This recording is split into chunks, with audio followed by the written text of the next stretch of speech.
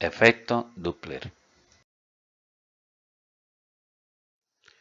Efecto Doppler, presentado por Martín Osvaldo Munera Uribe en la materia física de campos con el profesor Óscar Alberto Castaño Gallego, de la Universidad Católica del Norte, de la carrera de Ingeniería Informática, Colombia, 2016. Efecto Doppler. El efecto Doppler, llamado así por el físico austríaco Christian Andreas Doppler, es el cambio de frecuencia aparente de una onda producido por el movimiento relativo de la fuente respecto a su observador. Por ejemplo, si uno se encuentra en un paso a nivel ferroviario y escucha el pito de un tren al aproximarse, se advierte que el tono de sonido es más alto que el normal que se escucharía si el tren está detenido. Pero a medida que el tren se aleja, se observa que el tono que escuchamos es más bajo que un tono normal. Frecuencia. La frecuencia es una onda sonora y se define como el número de pulsaciones o ciclos que tiene por unidad de tiempo, que viene a ser el segundo. La unidad correspondiente a un ciclo por segundo es el hercio, que se denomina con las letras Hz. Las frecuencias más bajas se corresponden con lo que habitualmente llamamos sonidos graves, las cuales son sonidos de vibraciones lentas. Las frecuencias más altas se corresponden con lo que llamamos sonidos agudos, los cuales son vibraciones más rápidas. La situación que va a resolver en momento dice lo siguiente. Una locomotora viaja a una velocidad de 135 km por hora. Se aproxima y pasa frente a un vehículo estacionado en el paso a nivel ferroviario. El sonido de su pito o corneta emite una frecuencia de 500 Hz. Voy a asumir la velocidad del sonido de 300 metros por segundo. ¿Cuáles son las frecuencias de las ondas sonoras que escucha la persona que está en el vehículo estacionado en el paso a nivel ferroviario al aproximarse la locomotora y al alejarse la locomotora? Entonces tenemos que la velocidad de la fuente o la locomotora es igual a 135 km por hora, que pasada a metros por segundo sería igual a 37.5 metros por segundo. Esto lo hacemos multiplicando 135 por 1000 y luego dividiendo por 360 por 3600, que viene a ser los segundos. La velocidad del observador es 0 metros por segundo, ya que el observador se encuentra estacionado. La velocidad del sonido, como dijimos anteriormente, la vamos a asumir en 340 metros por segundo. Y FSP, que viene a ser la frecuencia de corneta o pito, viene a ser igual a 500 Hz. Con estos datos vamos a resolver el problema. La frecuencia que escucha el conductor del vehículo estacionado en el paso a nivel ferroviario cuando la locomotora se acerca la vamos a diferenciar con F subíndice AC. Cuando se acerca utilizamos la siguiente fórmula.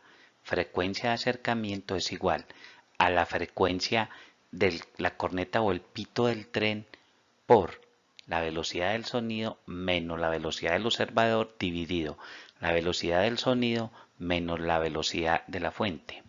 Ahora reemplazamos los valores.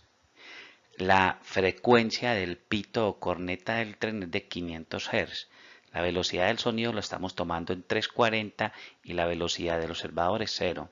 Esto dividido sobre 340, que es la velocidad del sonido, menos la velocidad de la fuente o del tren, que es 37.5.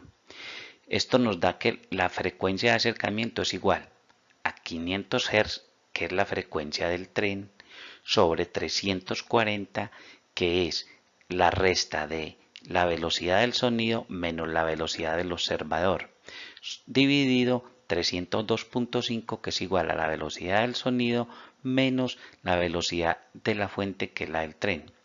Esto nos da que la velocidad de frecuencia de acercamiento es igual a 505.79 Hz al acercarse a la locomotora, que viene a ser un sonido agudo.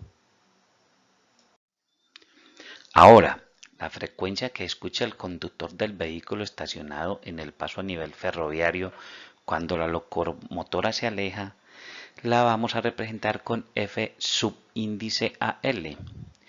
Cuando se acerca utilizamos la siguiente fórmula, que es la frecuencia de alejamiento es igual a la frecuencia de la corneta o el pito del tren por la velocidad del sonido menos la velocidad del observador dividido la velocidad del sonido más la velocidad de la frecuencia de la fuente.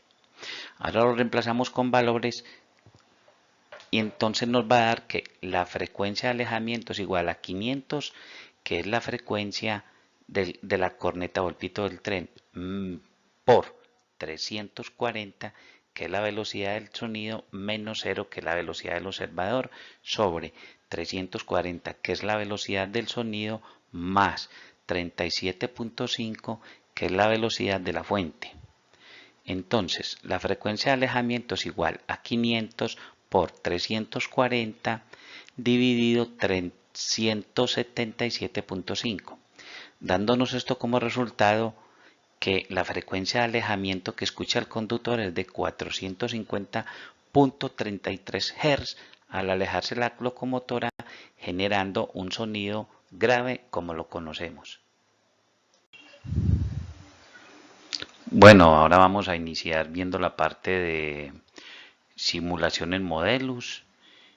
Para esto tenemos los valores que establecimos antes, que es la velocidad de la fuente que viene a ser el tren, ya convertida en metros por segundo, que es 37.5 metros por segundo.